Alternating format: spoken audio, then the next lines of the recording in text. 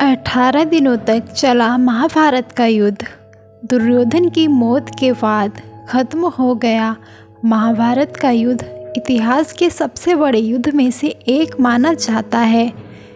इस युद्ध के बाद अपने बेटों को खोने वाले धृतराष्ट्र और गांधारी को राजमहल के ऐशो आराम रास नहीं आए।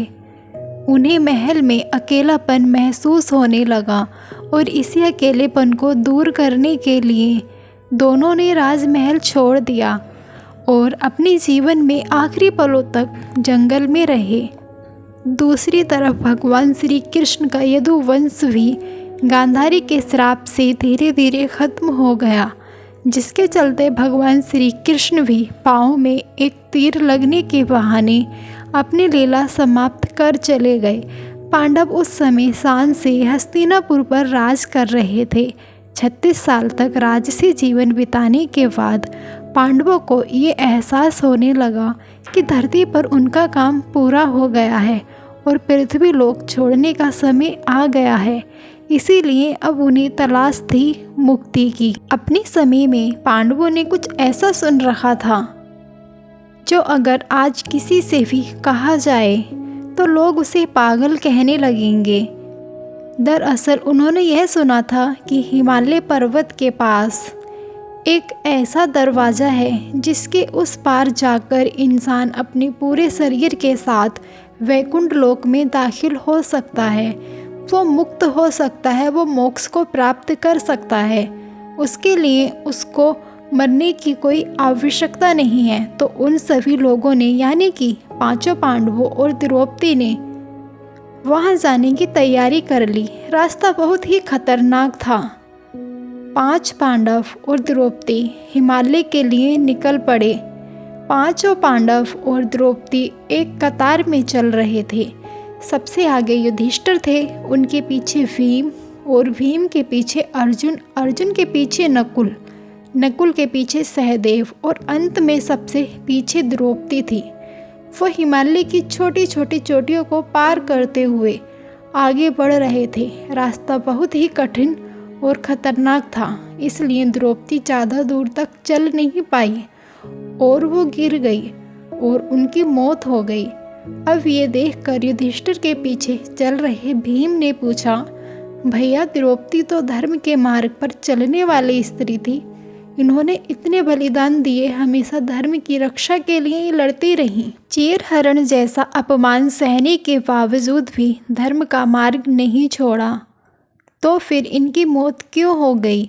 युधिष्ठिर ने कहा, भीम द्रौपदी हम पांचों की पत्नी होने के बावजूद इनको अर्जुन से सबसे ज़्यादा मोह था और इन्हें इसी बात का घमंड था कि अर्जुन जो देवताओं में भी श्रेष्ठ हैं वो मेरे पति हैं, और उसी घमंड के फलस्वरूप ही इनकी मौत हो गई। ये जवाब सुनने के बाद किसी ने भी किसी से कुछ नहीं कहा और सब लोग फिर से आगे बढ़ गए। ये थोड़ी देर चलने के बाद सहदेव भी गिर गए। भीम के पुनः युधिष्ठिर से पूछने पर युधिष्ठिर ने बताया कि ये अपने आप को संसार का सबसे बुद्धिमान व्यक्ति मानते थे, परंतु अपनी बुद्धि का इस्तेमाल सही तरीके से नहीं करते थे। अगर करते तो युद्ध होता ही नहीं, परंतु इन्हें अपने बुद्धिमान होने पर बहुत बड़ा घमंड था, इसलिए इनकी मौत हो गई। सभी लोग चुप थे, लेकिन करते क्या, मंजिल अभी दूर थी, इसलिए वो आगे बढ़ गए। थोड़ा और चलने के बाद एक और भाई नकुल भी गिर गए और उनकी भी मौत हो गई, परंतु इस बार भीम के पूछने से पहले ही युधिष्ठिर ने बता दिया कि नकुल को अपनी सुंदरता पर बहुत ही ज़्यादा घमंड था, इसलिए इनकी मौत हो गई।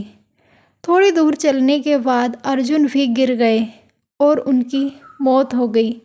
भीम ने पूछा, भैया अर्जुन तो बहुत बड़ा धर्मात्मा था, अर्जुन की मौत क्यों हो गई? युधिष्ठिर ने बताया कि अपने आप को इस दुनिया का सबसे बड़ा वीर योद्धा समझते थे और इन्हें अपनी वीरता का बहुत ही ज़्यादा घमंड था, लेकिन इन्होंने अपनी वीरता के अनुसार काम नहीं किए, इसलिए इनकी भी मौत हो गई। अब हिमालय नज़दीक था। कुछ दूर चलने के बाद भीम भी गिर गए। युधिष्ठिर ने कहा कि भीम, तुम खाते समय किसी और के विषय में विचार ही नहीं करते थे। अगर कोई तुम्हारे सामने भूखा भी खड़ा है तो तुम उसे खाना नहीं देते थे। अधिक खाने के कारण तुम्हारे अंदर बल भी अधिक था और तुम्हें अपने बल पर बहुत ही ज़्यादा घमंड था, इसलिए तुम भी नीचे गिर गए और शरीर सुधा मोक्ष द्वार तक नहीं पहुंच पाए। अब हिमालय की चोटी तक पहुंचने में ज़्यादा समय नहीं लगने वाला था।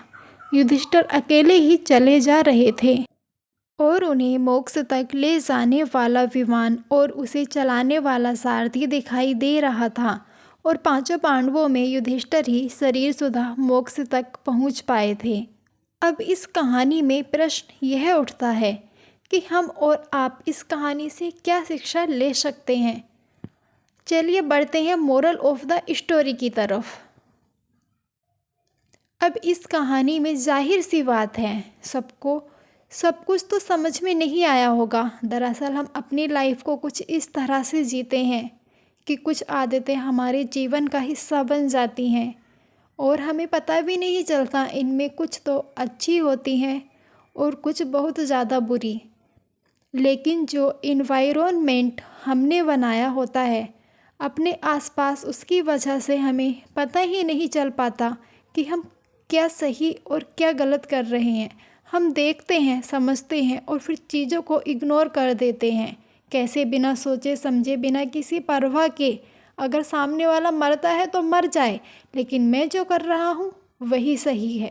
और यही चीज़ आगे चलकर बनती है हमारा सबसे बड़ा दुश्मन, हमारा घमंड, जो हमारे साथ साथ दूसरों को भी चैन से जीने नहीं देता। अगर हमें ज्ञान है तो उसका घमंड, अगर हम सुंदर हैं तो उसका घमंड, अगर हम ताकतवर हैं तो किसी कमज़ोर व्यक्ति से हम बात नहीं करते, यहाँ तक कि हम प्यार में भी बंटवारा करते हैं। ये एक तरीके का गलत एटीट्यूड है जो हमें ऊपर से नीचे तक लाने की क्षमता रखता है।